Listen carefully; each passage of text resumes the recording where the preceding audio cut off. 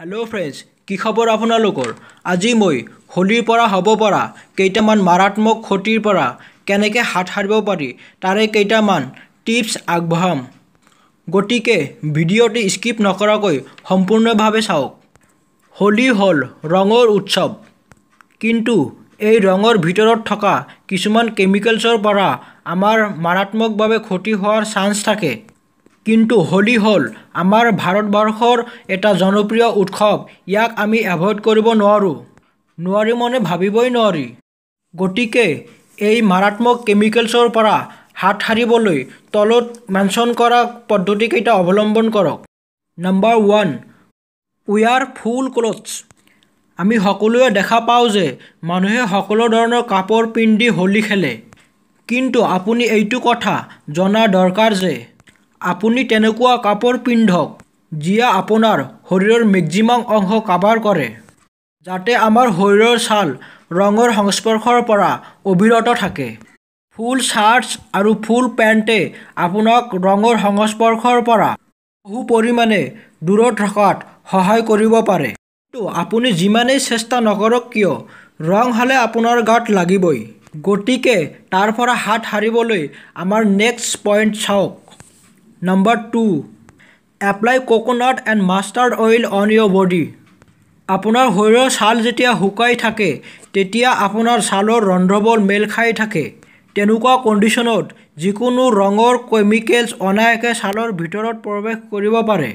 ইয়াৰ ফলত আপোনাৰ ছালত মাৰাত্মক ক্ষতি হোৱাৰ চান্স থাকে। গতিকে হোলী খেলাৰ আগত নাৰিকল তেল আপোনাৰ সৰ্বশৰীৰে মালিচ কৰি লওক।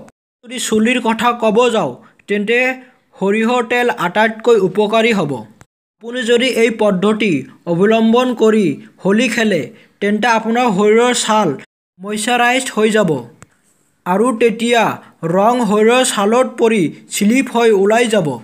গতিকে 1-2 বাৰ ধুলেই সেই ৰং শৰীৰৰ পৰা অনায়াসে গুচাব পাৰিব। Number 3, drink many glasses of water. মই আগতেই কৈছোঁ, ছাল শুকাই থাকিলে ক্ষতি হোৱাৰ চান্স বেছি থাকে। তেল লগোৱাৰ ফলত ছালৰ বাহিৰৰ অংশটো প্ৰটেকশ্যন হ'ব, কিন্তু ভিতৰৰ পৰা প্ৰটেকশ্যন পাবলৈ যথেষ্ট পৰিমাণে পানী খোৱা প্ৰয়োজন। আৰু এটা গুৰুত্বপূৰ্ণ কথা এই যে আপুনি যদি যথেষ্ট পৰিমাণে পানী খায় তেন্তে সেই পানী ঘাম হৈ আপোনাৰ শৰীৰৰ পৰা ওলাই যাব, যাৰ ফলত ৰঙৰ পৰা হ'ব পৰা ক্ষতিৰ পৰিমাণ বহু পৰিমাণে হ্ৰাস পাব। Number 4, wear sunglasses. চকু আমাৰ এটি গুৰুত্বপূৰ্ণ অংগ। আমাৰ জীৱনত ইয়াৰ ভূমিকা আপোনাক ক'ব নালাগে।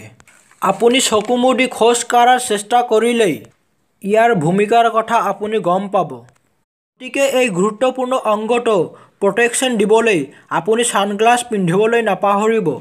ছানগ্লাছ পিন্ধাৰ পিছতো আপোনাৰ চকুত যদি ৰং সোমাই যায় তেন্তে যিমান সোনকালে পাৰে হোলী খেলা এভইড কৰি আপোনাৰ চকুত ঠাণ্ডা পানী মাৰক। আৰু এটা গুৰুত্বপূৰ্ণ কথা এই যে চকুত ৰং সোমোৱাৰ লগে লগে আপোনাৰ চকুযোৰ মোহাৰি দিব মন যাব, কিন্তু ভুলতেও সেই কাম নকৰিব। কাৰণ ৰঙত থকা কেমিকেলছবোৰ তেতিয়া চকুৰ ভিতৰৰ কোমল কোষবোৰৰ লগত অনায়াসে ৰিয়েকশ্যন কৰিবলৈ পাব, যাৰ ফলত আপুনি অন্ধ পৰ্যন্ত হৈ যাব পাৰে। নম্বৰ 5, ড'ন্ট ৰাব টু মাছ। হোলী খেলাৰ পিছত গাৰ ৰং গুচোৱাৰ কাৰণে আপুনি আপোনাৰ ছাল বেছিকৈ ৰাব নকৰিব। ইয়াৰ ফলত আপোনাৰ ছালত ক্ষতিৰ পৰিমাণ বেছি হ'ব পাৰে। আপুনি এনেও তেল লগালে ৰং অনায়াসে গুচাব পাৰিব, কিন্তু তাৰ পিছতো যদি কিবা অসুবিধা অনুভৱ কৰে তেন্তে বেছিকৈ মালিচ নকৰিব। লাহে লাহে ৰাব কৰি যথেষ্ট পৰিমাণ পানী মাৰি গুচাই দিয়ক। Number 6, don't eat or drink.